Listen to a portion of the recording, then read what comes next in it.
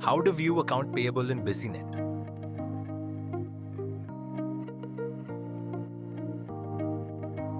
Users can view account payable by adding the payable ranges of days, and then they can select multiple filters like payable type, as all, overdue, upcoming due, and can also view the data in summary and detail format.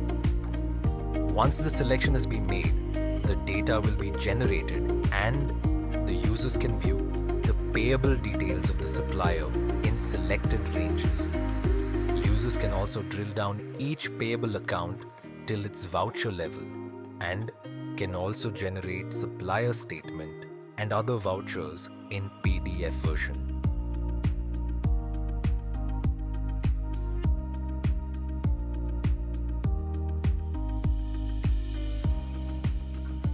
Thank you. For more details or queries, please contact Businet team.